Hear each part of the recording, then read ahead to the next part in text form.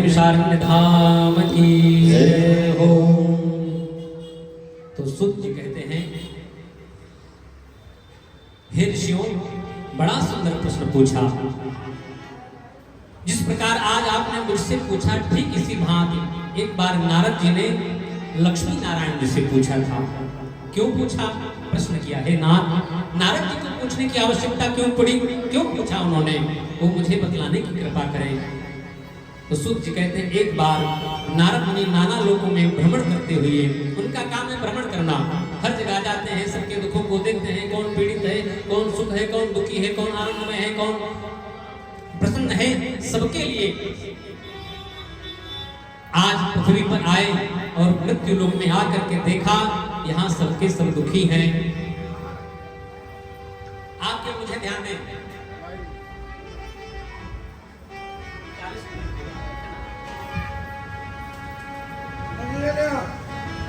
क्योंकि हम विशेष करके आपको ही सुनना है। आज विषय केवल आपको सुनाना है। ये तो आपके माध्यम से बैठे हैं, लेकिन प्रमुख आप हैं। गठबंधन किया है, संकल्प किया है, तो मेन आप हैं। आज आपको जरूर सुनना है। बोले लक्ष्मी नारायण भगवान की जय। तो क्यों पूछने की आवश्यकता पड़ी? तो कहते हैं, नारद मुनि नाना लोकों में भ्रमण करते हुए मृत्यु लोक आए। जब मृत्यु लोक आए तो यहाँ पर देखा, समस्त मनुष्य अपने अपने कर्मानुसार कष्ट भोग रहे हैं, दुख पा रहे हैं। कोई तन दुखी, कोई मन दुखी, कोई धन बिन राहत उदास, थोड़ा थोड़ा सब दुखी, सुखी राम के दास। का सब दुखी नहीं है, सुखी भी है। कौन? सुखी राम के दास, जो भगवान के सानिध्य में है, भगवान को अपना बना करके, उनको अपना स्वीकार करके जीवन यापन करते हैं। जो भी करते हैं भगवान को चढ़ाकर मनाकर जीवन यापन करते हैं, तो सुखी है। देखिए, धन होना सुख का स्वरूप नहीं है। वैभव आना शांति का स्वरूप नहीं है। व्यास जी, क्या धन से सुख मिलता है, शांति मिलती है? नहीं मिलती। धन से आप बिस्तर तो खरीद सकते हैं, लेकिन नींद नहीं खरीद सकते। धन से आप रिश्ते खरीद सकते हैं, प्रेम नहीं खरीद सकते। वो सौभाग्य से मिलता है, वो भगवान की कृपा होती, उसी को प्राप्त होता है। तो सबके दुखों को देख करके नारद मुनि को बड़ी चिंता हुई। इनके सबके दुखों को कैसे दूर किया जाए? हर प्रकार का प्राणी, कहा ये दुखालय है। ये जो भूमि है, पृथ्वी है, मृत्यु लोक है, इसे दुखालय कहा गया है। यहाँ जो आया, सुख और दुख दोनों को भोगना पड़ा। बगैर भोगे कोई गया ही नहीं। वो चाहे कितना भी अमीर क्यों न हो, चाहे कितना भी गरीब क्यों न हो। हम तो साधारण मनुष्य हैं। भगवान आए मानव रूप लेकर के, उनको भी कष्ट भोगना पड़ा। 24 अवतारों में 2 अवतार प्रमुख हैं, रामावतार, कृष्ण अवतार। दोनों देख लीजिए, इतिहास गवाह है, दोनों को यहाँ कष्ट भोगना पड़ा, दुख भोगना पड़ा। भले ही लीला कर रहे हो, लेकिन कष्ट भोगना पड़ा, दुख भोगना पड़ा। इस भूमि पर जो आया, उसे कष्ट भोगना पड़ेगा। साधक कहता है, सुख भी मुझे प्यारे हैं, दुख भी मुझे प्यारे हैं। मैं छोड़ूं किसे भगवन,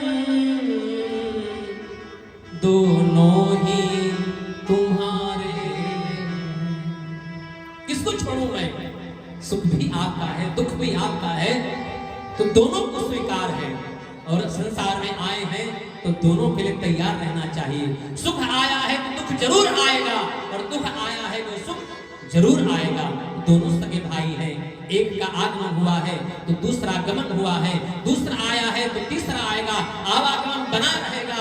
ऐसा कोई घर, ऐसा कोई परिवार, ऐसा कोई प्राणी संसार में बना ही नहीं जिसके जीवन में दोनों ना आए।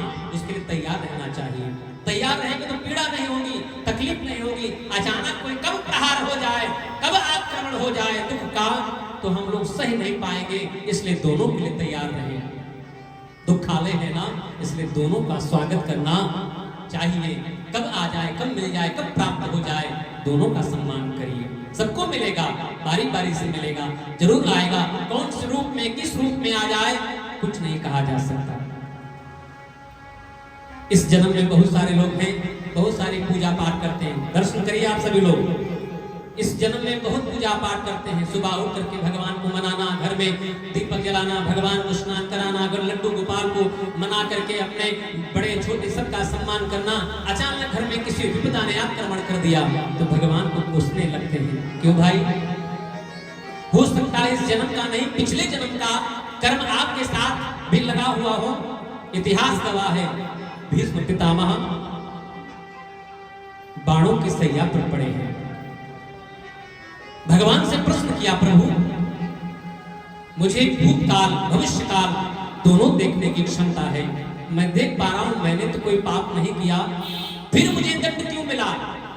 मैं इतनी पीड़ा में हूं, एक सुई चुभ जाती है तो कितनी पीड़ा होती है, और जिनके शरीर में बाण ही बाण चुभे हों उस पीड़ा का कोई क्या वर्णन कर सकता है? जिसको चुभे हैं उसे ही दर्द होता होगा ना। तो उन्होंने पूछा, प्रभु कौन सा अपराध मैंने किया जो आज मुझे ये भुगतना पड़ा? तो भगवान कहते हैं थोड़ा पीछे जाइए।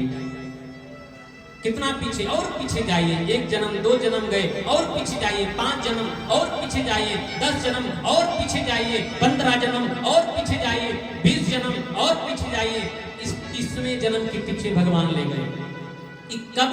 21वें जन्म के पीछे ले गए तो भीष्म पितामह एक बालक के रूप में है। कहा देखिए बालक के रूप में है, वो गुरुकुल जा रहे हैं। मार्ग में एक पतिंगा उनको मिला, महापुरुषों से मैंने कथा सुनी।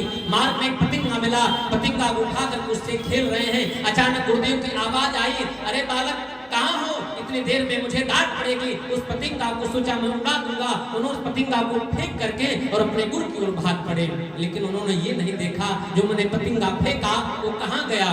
पास में एक कांटों का झाड़ी का पेड़ था, वो पतिंगा उसमें जा करके बिध गया। पतिंगे के शरीर में वो कांटे ही कांटे चुभ गए। वो पतिंगा 1.5 दिन में उसकी मृत्यु हुई। कितने दिन में? 1.5 दिन में मृत्यु हुई। उसके पश्चात ये दंड 21वें जन्म के बाद में भीष्म पितामह को प्राप्त हुआ। आज 21 जन्म से पहले जो उन्होंने पतिंगे को कष्ट दिया था, भले ही भूलवश किया, लेकिन भूलवश पतिंगों को पीड़ा मिली, उसका भी कष्ट भीष्म पितामह को 21 जन्म के बाद भी भोगना पड़ा। तो हम कौन सी खेत की मूली है भैया? हो सकता कोई कष्ट मिल रहा हो, पीड़ा मिल रही हो, किसी संकट ने घर में आक्रमण किया हो, तो मेरा पिछला जन्म कारण बन सकता है। इस जन्म में बेशक आप अच्छा काम कर रहे हैं, भगवत अर्चन करते हैं, देवार्चन करते हैं, देवालय जाकर दर्शन करते हैं, ब्राह्मणों को आहूत करके घर में हवनादि कर्म करते हैं, भोजन कराते हैं, पितरों को तर्पण करते हैं, देव कार्य करते हैं। इस जन्म में जो आप करते हैं आपको अगले जन्म में प्राप्त होगा, इतिहास कहता है।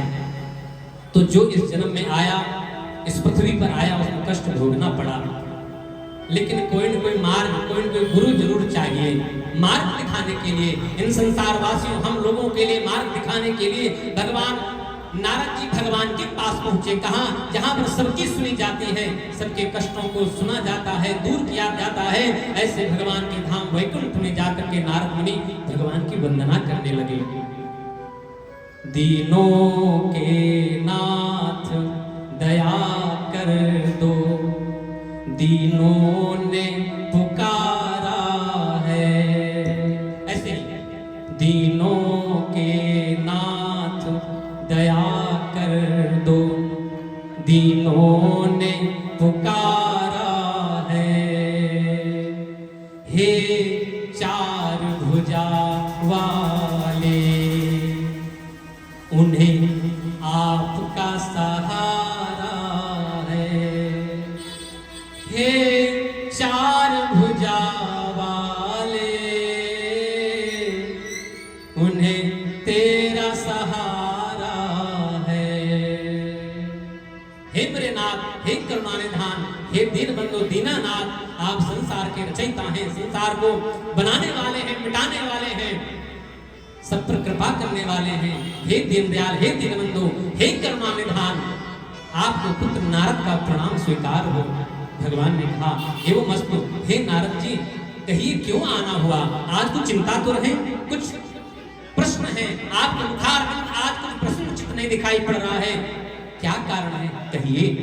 नारद मुनि कहते हैं प्रभु आप तो घट घट के वासी हैं, हर जगह रहते हैं, हर जगह आपकी छवि है, आपकी करुणा है, सब जानते मैं क्यों आया हूं, कहां से आया हूं, किस लिए आया हूं। तो भगवान ने कहा नारद जी स्वयं बताइए। तो नारद जी हाथ जोड़ करके कहने लगे प्रभु जितने मनुष्य हैं वो सब दुख पा रहे हैं, कष्ट भोग रहे हैं, पीड़ा में हैं, आपकी पूजा से आपकी कृपा से विमुख हैं, उसके कारण ही ऐसा हो रहा है। नाथ कोई कृपा हो, कोई छोटा उपाय हो तो बताने की कृपा करें। बड़े बड़े यज्ञ कोई नहीं कर सकता। हम लोग गृहस्थ आश्रमी हैं, रोज अपने लिए घर में पूजा करते रहेंगे तो व्यापार कब करेंगे, दुकान कब खोलेंगे, धन नहीं आएगा तो घर कैसे चलेगा, क्योंकि आज के समय में धन ही सब कुछ है, धन नहीं है तो कुछ प्राप्त होने वाला नहीं है। भगवान को चढ़ाने के लिए हम फल भी आए हैं ना, ये धन से आए हैं, और धन कहाँ से आएगा, परिश्रम से आएगा, और परिश्रम नहीं करेंगे, पूजे करते रहेंगे तो परिश्रम कब करेंगे। तो गृहस्थ आश्रमियों को, हम जैसे लोगों को भगवान का अर्चन भी करना है और अपना व्यापार भी देखना है। तो नारद मुनि ने सब कुछ देखा, प्रभु ऐसा कोई उपाय बतलाइए जो सबके लिए सरल हो, सबके लिए सुगम हो, कम समय में कम धन खर्च करके जो आपकी कृपा प्राप्त हो, वो प्रभु बतलाने की कृपा करें। भगवान प्रसन्न हो गए कि हे नारद जी बड़ा सुंदर प्रश्न पूछा, आज वो आपने प्रश्न पूछा है जिससे समस्त संसारियों को भगवत कृपा प्राप्त होगी, समस्त कामनाएं पूर्ण होगी, समस्त याचनाएं पूर्ण होंगी। ऐसे में दिव्य व्रत का मैं वर्णन करता हूँ। उस व्रत का नाम श्री सत्यनारायण व्रत कथा है। बोलो सत्यनारायण भगवान की। भगवान सत्यनारायण स्वामी का व्रत। नारद जी ने पूछा प्रभु विधि क्या है? तो कहते हैं भगवान की सुंदर झांकी बनाई जाए, भगवान को बिठा करके पंचामृत आदि से स्नान करा करके गंधाद पुष्प से उनको श्रृंगार किया जाए, धूप दीप नैवेद्य भगवान को समर्पित किया जाए, और उसके पश्चात भगवान का दिन भर संकीर्तन किया जाए। भगवान को क्या चढ़ाया जाए? तो भगवान ने कहा जितनी सामर्थ्य बनाई उसके अनुसार भगवान का पूजन करेंगे। बाबूजी ध्यान दीजिए, आजकल लोग बड़ी विडंबना है। लोग कहते हैं कि हम जैसे आचार्य को, व्यास जी को बुलाते हैं और कहते हैं जितनी श्रद्धा होगी उतना हम आपको देंगे। तो पूजा श्रद्धा के अनुसार नहीं होता, सामर्थ्य के अनुसार करना चाहिए। दान श्रद्धा के अनुसार करना चाहिए। दान और दक्षिणा दो अंतर है। दक्षिणा सामर्थ्य के अनुसार देनी चाहिए और दान श्रद्धा के अनुसार करिए। दान 1 रुपया भी हो सकता है, 1 करोड़ भी हो सकता है, उसकी कोई सीमा नहीं होती। लेकिन जो दक्षिणा है उसको सामर्थ्य के अनुसार ही देना चाहिए। सामर्थ्य के अनुसार दक्षिणा दे करके भगवान के सामने दिन भर भगवान का पूजन करने के, दिन भर भगवान को याद करता जाए। भगवान विधि बतला रहे हैं, यहीं पर हम लोग गलती कर बैठते हैं। माताएं 16 सोमवार का व्रत रखती हैं, वैभव लक्ष्मी का व्रत रखती हैं, और जो कामना होती है सोचती है कि 16 सोमवार से प्राप्त हो जाएगा। बेशक प्राप्त हो सकता है बाबूजी, लेकिन प्राप्त नहीं होता। क्यों प्राप्त नहीं होता? क्योंकि जिस विधि से हमको व्रत करना चाहिए उस विधि से हम व्रत संपन्न नहीं करते। जब हमारे भाव में कमी आ जाए तो व्रत पूर्ण कैसे होगा? विधि क्या है? दर्शन करिए भगवान का। जिस दिन हम लोग, आप लोग वैभव लक्ष्मी का व्रत रखते हैं ना, तो उस दिन अपने मन को निर्मल रखें। मन में कोई ईर्ष्या नहीं हो, द्वेष नहीं हो, पाप नहीं होना चाहिए, पहला नियम। उस दिन अपने मुख से भी किसी को कोई कटु शब्द न कहें। अपने बच्चों को भी उस दिन डांटना नहीं चाहिए, भले ही बच्चे उस दिन शैतानी क्यों न कर रहे हो, उनको करने दीजिए। एक दिन की बात है, उस दिन बच्चों को भी मत डांटिए, क्योंकि बच्चे भी भगवान का स्वरूप होते हैं, उनको भी उस दिन डांटना नहीं चाहिए। इससे भी आपका पूजन क्षीण होता है, पुण्य क्षीण होता है। उस दिन बच्चों को विशेष करके मत डांटें, और जिनका पूजन करें, जिनका व्रत करें, दिन भर उनकी याद करती जाएं, राम राम करें, लक्ष्मी मैया का नाम रटते जाएं। इस तरह जो दिन भर आपका 24 घंटा अगर बीत गया तो मैं गारंटी से कह सकता हूँ 16 सोमवार तो बहुत दूर की बात, 8 ही बीतेंगे और आपको मनोकामना पूर्ण होते दिखाई पड़ने लगेगी। इसमें तनिक संशय नहीं। लेकिन होता क्या है, होता क्या है, जिनका व्रत होता है सुबह तो आधा घंटा जैसे तैसे बेमन भगवान का पूजन कर लिया। मन हमारा कहीं और है, अभी बच्चे सो रहे हैं, टिफिन बनाना है, स्कूल भेजना है, पति देवता को ऑफिस छोड़ना है और उनके लिए भोजन बनाना है, पैक करना है, सब्जी आई नहीं है, दूध वाला आया नहीं है और पूजा हो रही है। ये सब चल रहा है, उतने देर में पूजा हो गई। तो ऐसी पूजा से क्या लाभ? भगवान कहते हैं भाव का भूखा हूं मैं, भाव का भूखा हूं मैं, बस भाव ही एक सार है। सामग्री नहीं, बस भाव ही एक सार है। भाव से मुझको भजे तो भव से बेड़ा पार है। भाव से अगर भगवान का व्रत कर रही है तभी आपका व्रत पूर्ण है।